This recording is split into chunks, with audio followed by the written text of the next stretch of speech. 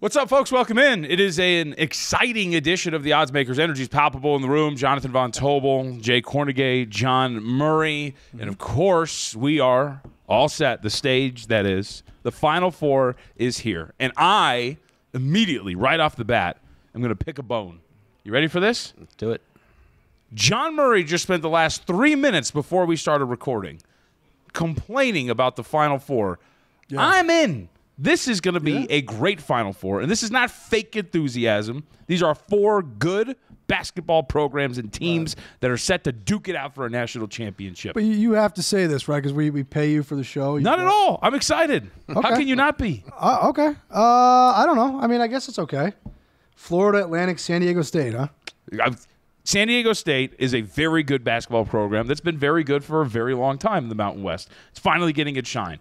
FAU, a 30-plus win team among some of the best in college basketball, top 30 in both offense and defense. How are you not excited about that? It's a good basketball team. They're a good team. They're a good team. This would be a very good play-in game, or maybe a first-round game. Wow, I didn't know you were an elitist. So you want Duke and you want Syracuse Kentucky. Every year, Kentucky and Kansas? Yeah. Duke and Kentucky, give it to me. Yes. Huh? Really? That's what I want. Okay. That's terrible. That's what this is all about. Yeah, for the 120th time. See, Jay's on my side, right? I'm watching. I'm interested. Well, that's the thing. John's also going to watch. Yeah. So he is going to watch. I'll be here. If you weren't here, would you watch? I definitely would watch the second game. But I'm talking about the first one. Sure. Yes. This also speaks to my wish that for people No, actually, like probably John, not, because baseball starts on Thursday. Yes, it so does. I would definitely be watching baseball. We can do the whole podcast on that. You want to do that? No, I would be watching baseball. I will say, I cannot wait, and we'll get more into this matchup because we were going to recap everything. My wish is that it's like a 42-37 game, like San Diego State. Just everybody understands what San Diego State is when we get that. That would be fun. That would I would enjoy that. Come on, it'd be absolutely I fantastic. would like that. All right, before we get to those though, Sweet 16, Elite 8, we haven't spoken since. So I will ask you guys, aside from recapping some of these individual results, those 2 rounds overall at the SuperBook, how did that go for you guys? Game by game, pretty good. Yeah. But we had a future bet out there, as a lot of you guys already know. We had a bet that we took in December for FAU to reach the Final Four only at 400 to 1. That's it. Wow. 400 to 1. I'm okay with that bet, actually. When I heard about it, I thought we accepted that wager right before the tournament started, but it was actually back in December. Okay. And that was... there was some confusion there, but I'm okay with the bet that we took back in December at 400 to 1 for $500. Yes, I would have been a little bit more upset if it was something that we would have taken right before the tournament started. I think that would have been a little reckless, but it wasn't the case. Wait, can I ask real quick? Can you clarify? Somebody put $500 on 400 to 1, or that it is paying out $500? No, someone put $500 down at 400 to 1, paid $200,000. We got some of that back, about half of that back, actually, selling off other things going into it. But I really wasn't concerned about it until they beat Tennessee, really. Once they beat Tennessee, and, just the way they've been playing, they're full of confidence. They seem like they're very deep. It seems like they all can handle the ball. They got some size underneath there. But for the most part, those guys, they're playing with so much confidence. They're tenacious. I mean, they are unbelievable. So, yes, I am going to watch that game. Wow. John, I'm sorry. I'm going to watch the formerly Mountain West team, San Diego Soon State. To be formerly Mountain West okay. team. They're still in the Mountain West. Yeah, they are. Hate to see them go. But, I'm as excited as I am with any other one, really. But I think maybe I'm a little bit more interested just because it's something that we just haven't seen before. But you want the standard blue bloods in there. I guess. Duke. I guess I didn't know that about myself. But John's an elitist. Wait, you learned things about yourself? I looked at the matchups and I was like, I don't care at all about these games. You don't care? Is that bad, John? You don't care that the foul owls are on the prowl? Not really. Come on, man. Yeah, it's such a great phrase. I guess maybe I am an elitist when it comes to college basketball blue bloods. It's disappointing. I thought I didn't even know that about myself. Didn't know that. Well, to John's credit, all right, he said that before the tournament. He's like, everybody likes these, upsets. Very good point. He doesn't like them because he creates maybe some mismatches, moving down. I can understand that, in the Sweet 16, but here they are. I mean, still They're in the Final Four. I think it's exciting. So I take it, John, then you were very excited to watch UConn just roll through. One of those good, solid basketball programs with a storied history, smashing opponents left and right to get to the Final Four. I was disappointed. I went to the game Saturday, and it was kind of a letdown how bad the game was. I was there too. Credit to UConn. They just demolished Gonzaga. I give them in the second half, right? I give nothing but full marks to UConn. Blew through Arkansas. Arkansas, a good team. They're just taking care of Kansas, and then just crushed Gonzaga in the second half. Very impressive. Connecticut. And you think back how good they were before Big East play and how good they've been in this tournament. When they play outside the conference, nobody can touch the Huskies right now. All year. So how much – we talk about this all the time, right, like upgrades and whatever. Have you guys upgraded the rating on UConn? Because like now they're number one in Ken Pom, and a lot of people have spoken about upgrading their numbers on UConn. So how does that work for you guys? Does the power rating increase as the results come in? I think that it was, if you consider that they were favored by more against Arkansas than Kansas was.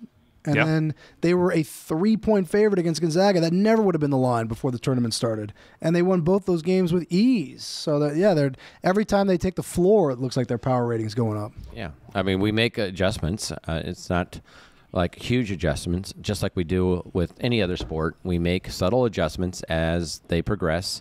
And that's what, even though UConn we might have been a little bit more aggressive with them just because of the way they were playing, the way they've been dominating. But it's not like a knee-jerk reaction here. It's slow adjustments as they progress. Yeah, and UConn, for those who don't know, people have been hearkening back to Villanova in 2018. Their average margin of victory in that tournament was 18.3 points per game on their way to a national championship. They were awesome, and it seems at least that UConn is doing that because they're taking on some quality opponents and absolutely dusting them. So as you look at it now, so in all seriousness aside, John, when you're talking about like the teams and the quality of opponents and whether or not they're sexy and the attraction to watch them, so who's the second best team in this thing? Is it San Diego State? I think it's Miami. I think with Miami, the way they're playing right now, I think they're the second best team. Interesting, because the odds wouldn't reflect that, right? I think in some spots, I think even at SuperBook, if we're still looking at futures, which at this point, I don't know why you would, but still, they are the fourth choice. But Miami is playing the best team in the semifinal. Yeah. That's what they have working against them. But I think San Diego State, Miami, we're splitting hairs a little bit, but Miami's playing very well right now. And I thought Texas choked that game away. There's no way that Texas should have lost that game. I think if certain people were still coaching the Texas Longhorns, they'd be in the Final Four. But they're not, and Texas blew that game on Sunday, and here we are with Miami and UConn. But Miami deserves a lot of credit for what they did on Friday against Houston. I mean, they could not miss in that game. They crushed Houston in the Sweet 16. I don't want to take anything away from the Hurricanes. Very impressive. They crushed Indiana in the second round. Yep. You know, all the talk about how hot UConn's coming into this tournament. Miami, they had a hiccup against Drake in the first round. But since then, they've been playing great. So I thought this. I wanted to make 2 points real quick. First off, I hear the point on Rodney Terry. He also got a little unlucky. There was that box-out reversal foul, right? Where it looked like. What was that? Because for those who don't know. You're not supposed to box the guy out away from the basket? Yeah, there was a situation at the end of that game that there was a box-out situation, and it was called, initially it was called to go to Texas. It was going to be Texas ball, and then it got reversed, and it stayed with Miami. And it was actually, I can't remember which player it was, but that was going to be, if I remember correctly, the final foul on the Miami player that would have sent them to the bench for the rest of the game. But ultimately, it swings things in that direction. And it was a tough scene. That was a tough call, John. We've had a couple of fouls here in this last two rounds that have kind of course, been at the center of everything. But that was a big reason why Texas, you blew a lead. That's one part of it. But a very unlucky foul call. You put yourself in that position, but it kind of screwed them a little bit when it came to the end of that game, ultimately. I mean, I didn't agree with that call. I don't know how anybody could. Looked like, to me like the guy was boxing somebody out. But I think that's not why Texas lost the game. They didn't make good adjustments in the second half. Miami did, and Miami's in the Final Four because of it. Speaking of foul calls at the end of games too, San Diego State is a beneficiary of a late foul call as well. That was the Creighton game where the defender has the hand on the hip of the San Diego State shooter, and they get 2 free throws with, 1.3 left on the clock? Something there. Hit one of them, and then, of course, they ultimately move on. So when you talk, as we kind of move this forward here and we take a look at the Final Four and we have these matchups in front of us, San Diego State, FAU, you guys at the SuperBook here right now, you're sitting at about 1.5. The total has been moving around. Do you guys remember where you opened up the total? Because I think it was 132.5, and it ultimately moved down. you see any action on this side or total yet, or is this going to be the least handled game of the Have weekend? you seen the market go down on that? I mean, I don't think we took any large wagers or anything like that. I think it was just a market move that came down. It wasn't like, I want to clarify, too, it wasn't a big move. Like, it opened 132.5 market wide. It's down to 131.5, so it's not anything massive. No, we haven't seen any. It was just the whole market kind of shifted down, and we didn't, as far as I know, we didn't take any large wagers or any sharp play on that under. How much do teams like this hurt the handle? Will there be a dip, or is it just because, hey, it's Final Four, it's March Madness, sports betting is more widespread, you won't really see that much of a dip? You mean how many John Murrays are out there? Essentially, yeah, when it comes to betting. Because I think that, I don't think it's going to hurt that much. I mean, maybe a tad, just a tad, but I think there's plenty of interest out there, especially just the way this whole tournament has unfolded. I think people accepted these two Cinderella teams that have come through, from the long end, mid-majors, whatever you want to call them. I think that's been the theme of the whole tournament, so I think there's interest. I think people have accepted it, most people. Mm-hmm. Well, people are going to bet it because it's the Final Four. I thought everybody hated Florida Atlantic because that kid tried to do the 360 dunk at the end of the Fairleigh Dickinson game. What happened to that? It's just one player. I don't even remember that, yeah. Oh, you don't remember that? I do remember that. Oh, okay. What people were hating? Is that like a sportsmanship thing? Hating on the team? On Twitter, everybody on Twitter was saying, "Oh, we can't root for them. They're not the Cinderella because the guy tried to do the dunk at the end." Wow. Sportsmanship's overrated. I agree with that. That stupid commercial where the kid's like, "Coach, I stepped out of bounds," or whatever it was, and they go to talk to them. Oh, it was off on me, Coach. I kicked that kid off the team. No, you wouldn't, John. Yes, I would. It's ridiculous. We're trying to win. What are we doing? I think Jay's right, though. I don't think it's going to have a real negative impact on handle because it's still the Final Four. So we'll write a lot of money on the game. Okay. Yeah, it's a good time slot. It's 3:00 local time here. We're going to have plenty of action. There's no doubt. But I would assume Miami, Florida is going to be the highest if we're talking about individual games of these two. Miami and Connecticut. The second game will almost always be the one that you get more action on, and they put the better game in the last time slot always. There's no question that the second game will get more right. So where do you guys think that one ends up in terms of a closing number? This is 5.5, 149.5 here at SuperBook.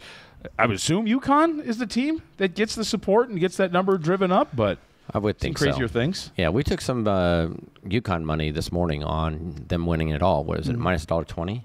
Yeah, we took a large play on them this morning, and I would expect that to continue. We opened 5, and then the whole market went to 5.5, and I would expect that to continue. I don't think it's going to run anywhere. Right. I mean, 6 seems reasonable to me. Talking to a lot of people and how everybody really respects UConn. I mean, UConn's kind of been this sharp team, a sharp guy team heading into this tournament. A little underrated, maybe a little under the radar, coming in at a 4 seed. Mm-hmm. But the Sharps have loved this team.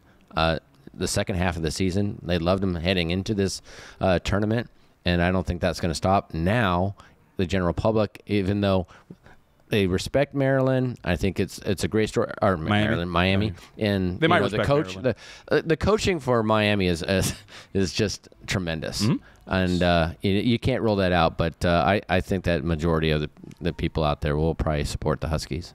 I do think this is an interesting dynamic, too, because you mentioned Miami. Every step of the way, the market, you talk about the respect for UConn, it's kind of been the opposite for Miami, right? Every step of the way, the market has moved against them. The number moved against them in the Drake game. The number moved against them in the game against Indiana. Number moved against them in the Houston game. And while the number went in their direction in the Texas matchup, that was only because Dessou got hurt for Texas and ultimately didn't play. There wasn't really market respect that was heading the way of Miami. So I think this is a really fascinating dynamic because, Jay, to your point, on one side, you get a Connecticut team that the market has really started to enjoy and like, and because they're cashing tickets and there's sharp support behind it.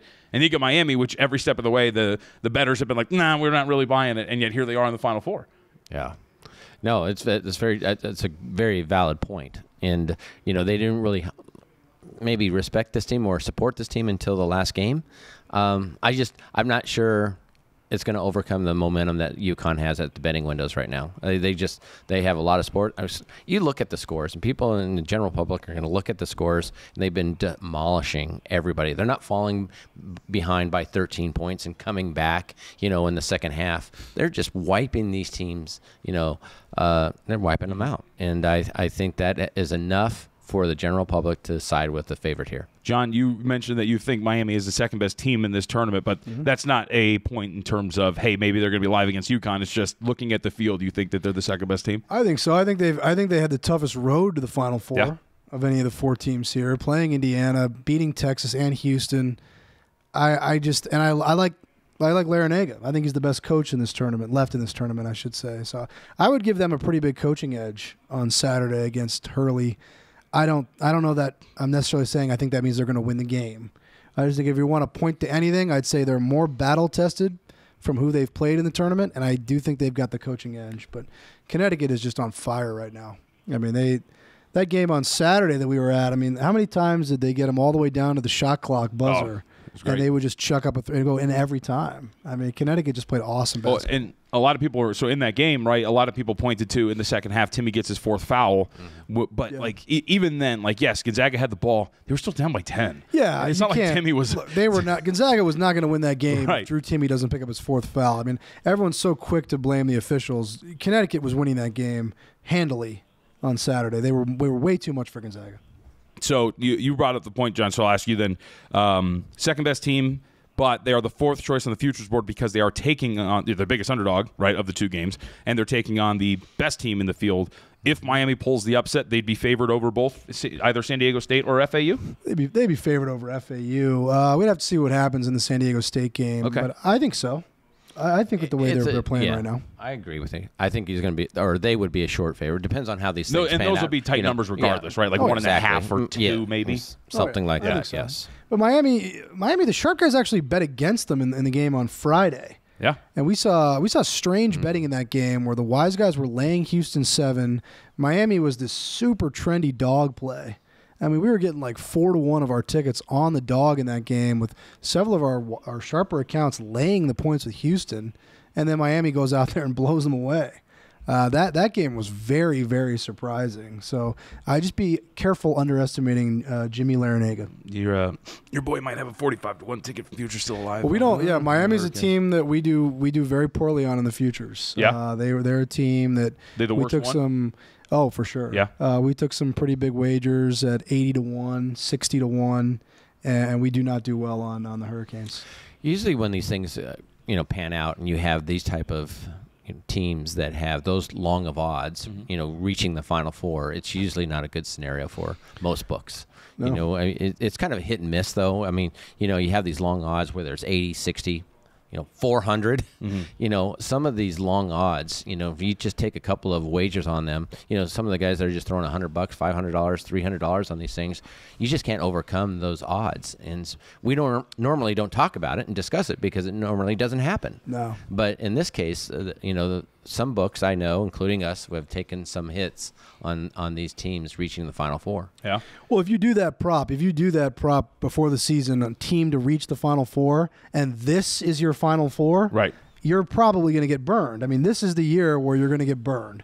With these 4 schools in the Final Four, it was almost bound to happen that somebody was going to hit a long shot ticket, and they did on Florida Atlantic. Right, because to your point, right, and you guys talked about what was it again, 400-1, 500-1? $500 at 400-1. That's before the season starts, so you don't have any results. And when you get to the tournament actually being set, everybody's odds shorten up because it's settled down to a field of 64 or I guess 68. And right. The time that bet was made, I mean, Florida Atlantic was an outsider to make the tournament. Yep. Then they end up as a 9 seed. They were a dog in that game, and then their 1 seed loses in the first round.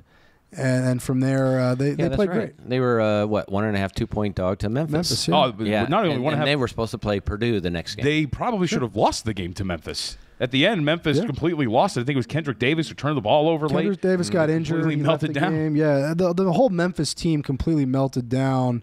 But it's funny, at the time, I know Jay remembers, we were really rooting for Florida Atlantic because we had a big decision on the game, and it's fine. But in the end, then it's like, oh wait, Purdue lost. Oh my gosh, Florida Atlantic is a 16-point favorite to make the Sweet 16 now. Yep.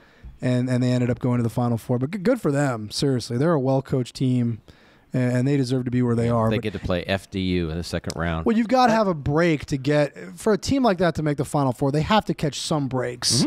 And there's almost nothing that could be a bigger break than being a 9 seed and having your 1 seed lose in the first round. Right. Sure. Actually, that's a good point, right? Because I think a lot of people would point to San Diego State as like this Cinderella. They were a 5 seed, a nationally ranked team as well, right? That was very respected in a lot of like these projections. We always cite Ken Palm because that's the most well-known one. But a San Diego State team that was very well respected in those types of markets and numbers and whatnot. So it's not like they're a massive Cinderella story to make it here. They're a 5 seed who's actually really good. No. And they beat the number 1 overall seed. San Diego State, they had a good run. The fortunate thing for them would be Arizona. Their 4 seed lost. Their 4 seed was Virginia. They lost. Wasn't Arizona? Arizona was their 2 seed. They lost in the first round, and their 3 seed was Baylor, lost to Creighton. So they did get a number of the other top teams beat for them, but they beat the 1 seed. The number 1 they overall beat the number 1 overall seed. So San Diego State, they certainly earned their way in. Well, you look at the past years. I mean, we've always had, well, not always, but a lot of times over the last decade or so, we've had one Cinderella team. Whether it's, St. Peter's made a run. We got George Mason. We had that 1 year VCU as a playing team. They went all the way. I think they were 11th seed. They went all the way to the Final Four. They beat Georgetown. But you can make a case for all 4 of these teams being a surprise outside of UConn. There's some support there, but I think Miami, they are a surprise because look at their draw. They had Kansas, UCLA, that was a and tough. Gonzaga. That was a tough region. Even though UConn is a great team and everyone's picking them to win the title now, go back to Selection Sunday. Yep. And they had to go through that draw. It's definitely surprising that they're here. Yeah, who was it? It was the who was in that region? Yeah, Kansas, UCLA, Gonzaga. UCLA, that was the one. Was seeded 1, 2, and 3. Yeah, so really, they played St. Mary's in the first round. Yeah, a very tough draw. They went through. I think they played Rick Pitino in the first round. TCU, a lot of people St. Mary's was a trendy pick. Yep. They were the 5 seed. Arkansas beat Kansas for them, but look, they took care of business. They absolutely earned their way. Ignore the red in my Final Four. Ignore all the red. Who was John's champion? I can't see that far. Jay. Gonzaga. Yeah. I could see that. Yeah. It was very upsetting. You had Duke in the Final Four, John. I did. I could see that. Yeah. See?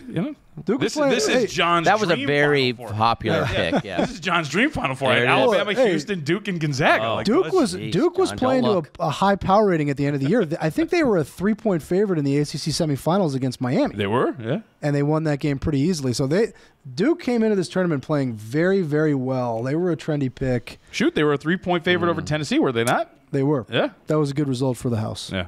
Not in Tennessee, though. We had to explain why we didn't do well in SuperBook, Tennessee.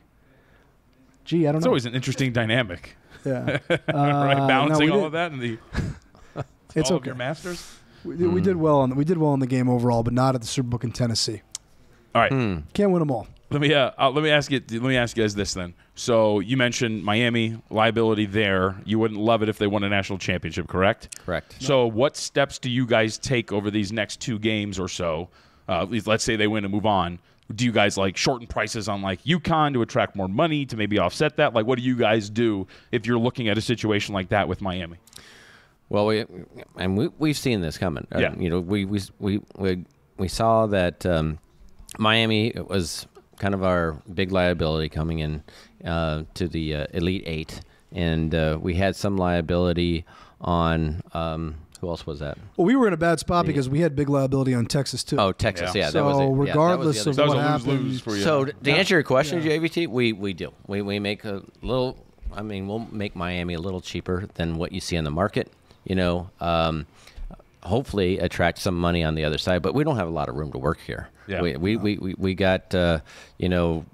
We were basically breaking even with. We were in pretty good shape with FAU. Yeah. We're in pretty good shape with San Diego State, but it doesn't seem like a lot of interest in those teams right now. So we did get some UConn money, but we do try to sell it off a little bit to make the load on Miami a little lighter than what we had, just the day before. You need to win some decisions. You can't just say, oh, we lose on this team, let's just sell everything back and then lose on everybody. Yeah. At some point you just have to win some decisions. I hope that Miami loses on Saturday, a game that I'll be watching very closely, John. I feel like this is irony. After baseball. I will be watching baseball. Look, I'm not good with words and definitions, but I feel like this is somewhat ironic that John won't watch the early game, and yet it sounds like that's like the scenario of one of those two are champion. What are you talking about? I'm going to be here at work. I'm going to watch the early game. All right. Am I hedging is the question. No, dude, ride or die. Let's go. I'm all in. Nice. No, I will say I am. You will hedge. Well, that's the thing. So actually, it's a good thing to talk to bookmakers about here, right? So yes, I want to hedge. The problem is the great scenario or the perfect scenario you want is the ticket that you have as the favorite in the scenario in which you are in. Obviously, that's not the case. Moneyline prices around minus 230 or minus 250 for UConn. So, of course, I think my perfect route would be Miami gets off to a hot start in that game, and I can get an in-game plus price on UConn to kind of find my way out of it. If not, I'm working with laying a price to hedge, and that's always a little bit of a trickier scenario, right? It's tough. A little risky. You guys want to give me some tips? Come on. Well, get some more money. It's tough to hedge when you're not favored. Right. But I would, depending on how much I risked on it. I mean, is it an amount that you're comfortable losing? It's not like a massive. Yeah. Then I payout. probably wouldn't do anything. Now, if it was something where like, wow, this could potentially be a very big score for me. Yeah, I'm not winning. I would lay to win something on Connecticut money line before the game started, right? Just so I don't get out of there with nothing. But if it's an amount you're comfortable losing, I would just let it ride until the final. Yeah. It's all relative. It's really. chump change, really, is what it is. Well, a guy like John that has 4 jobs. I mean, I would imagine how significant could it be? I'd also say there's a reason why I have 4 jobs. So it's a tough economy. Or 2 kids that are sucking the life out of me. Either one. I mean, pick your choice. Fair point. Both can be true. Yep. So by the time we get back together, the championship will be decided. So it sounds like ultimately we're rooting for the little guys, huh? FAU, SDSU. I think I've convinced John. John's in. I'm rooting for San Diego State. I love San Diego, and I'm a Mountain West guy like Jay. There we go. Yeah, same here. All right. I'll root for the Aztecs. I'm rooting for the Aztecs, right, even though they might be formerly with. Yes. Then Jay will hate West them. Conference. My late grandfather was a big San Diego State fan. Actually passed away last year, so it's pretty cool to see them at this point. And I've got a cool little Marshall Falk bobblehead, but like San Diego State Marshall Falk from a giveaway. Yeah. So we're a pro San Diego State house over in the Von Tobel Hernandez household. All right, so before we get out of here, John has mentioned it a couple of times. Yeah. Opening day is upon us. It's going to be here on Thursday. So I guess I'll ask it in this way. MLB futures really aren't that popular this early, right? This is a slow burn. It's 162 games. I would assume that any action that you guys have seen, if at all, has been on respected players and guys with their models and whatnot that are trying to find some market-like inefficiencies as opposed to people really rolling out of bed to come and fire away on, like, my Angels to win the World Series or something.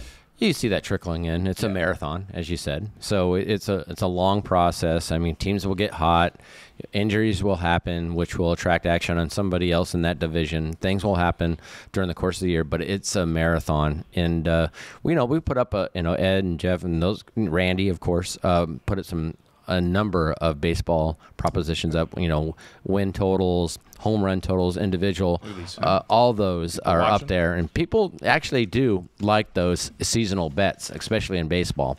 You got a lot of stat guys out there, and I got to say, it's kind of fun a little bit when you sit there, have action. If you bet a team over or under, pretty much have action every single day. I mean, so personally for me, I love betting Major League Baseball win totals because, to your point, Jay, so I'm not like a data guy like some of the most respected people out there, but I like analytics and numbers, and over the larger course of it, like a larger the sample size, the more often your numbers are going to play out or the data is going to play out. So like I really enjoy betting Major League Baseball win totals just because I feel like you actually have a pretty good shot at cashing on some of these if you have the right numbers in front of you because you get more data points to actually get there. It's probably the truest result you could get on any sports bet you make. Yep. It's over the course of 162 games. If you bet the right team or the right side, you're probably going to win. Unless there's just a huge number of injuries. I mean, it's not like an NFL win total, 1 or 2 games at the end can swing the whole thing. Or college football is even worse. But on an MLB win total, if you make the right pick, you're probably going to win. And even in the NBA, too. I mean, there's still a lot of people think 82 games is a lot. It's still actually a relatively small sample size, especially with the way that the NBA teams handle some of their players. I can't do NBA regular season, John. It's just too much. It's quite the grind. We were in the back the other day, and I said something about like Kyrie Irving wasn't playing, and Jeff Sherman says to me, "Well, there's only 10 games left." in the regular season. I said, that means that he should play. Right. Like, what does that mean? Like, he's like, there's only 10 games left, so he's not playing? I would think the exact opposite of that. Well, I agree with that specific example. I would agree also because their team is 11th right now. Right. No, I had one of our guys. Right there. I had one of our guys pull up the standings, and they showed it to me, and I was like, wait, Jeff, so he should be playing because they're like clinging to their playoff lives. And I think if I remember correctly, he did not play that night. Really? Now Kyrie Irving is injured. I'll say that he does have a foot injury. Okay. So that might be why. What it is. I don't follow NBA regular season. Having said all that. I know is I've never in my life seen an athlete as good at a sport as Kyrie Irving who makes his team worse. It's fascinating to me. He's a very good basketball player, but if he goes to a team, they immediately become worse. Interesting. They are 4-8. The Mavericks are when Kyrie Irving and Luka Doncic start together. So that makes sense. It's very, very tough. Really quickly, last baseball point. Major League Baseball season win total. That's here at SuperBook, right? Or season win total contest. That's here. When's the last day to sign up for that thing? Is it before opening day, or can you get in after opening day? No, it ends right before the first pitch. So do win totals stay up after opening day? Because I know there are some shops who, because it's such a large sample size, like they'll leave them up for a couple of days. We have too many things going on. Yeah, you'll be like, all right, get them out. Well, you got injuries. It's not just about the wins and losses. You got to keep track of injuries and stuff like that. So we encourage everybody to get in before that first pitch. Okay, I will. By the way, feels like you're trying to push it down the road here. Maybe no. Before the season starts? Just asking. The windows are open right now. Got to remember, teams must play at least 150 regular season games for action too. So. Well, we keep adjusting those. No matter what you do, you always are trying to have action on everything. Correct me if I'm wrong. It used to be 160, right, or something like that. Yeah, I think it was 159. It might have been 160. Yeah. You're always every rule you're writing, you're trying to not refund bets, and then you run into a situation like that Bills-Bengals game. I don't know how you can possibly foresee something like that. Or a pandemic. It's tough. It's tough. Always check your house rules. Some people saw the pandemic coming, but they didn't clue in people like us. Well, we go down that wormhole for. That's not the odds makers, though. That's a different podcast. Some people that knew about it, John. All right. With that was a great note to jump off on. Make sure that there's a couple of notes here. First off, gambling problem, of course, please call 1-800-GAMBLER. And if you're looking to catch Final Four championship games and opening day action, how about that? Make sure you come see us at the SuperBook at the Westgate Las Vegas. That's where we record the odds makers. The Lodge Casino in Black Hawk, Colorado, or the newly added Taft's Ale House in Cincinnati. And as always, you can follow us up on social media at SuperBook Sports or at superbook.com to stay on top of all the latest odds, boosts, and promos. We will talk to you next week here on the Odds Makers presented by SuperBook Sports.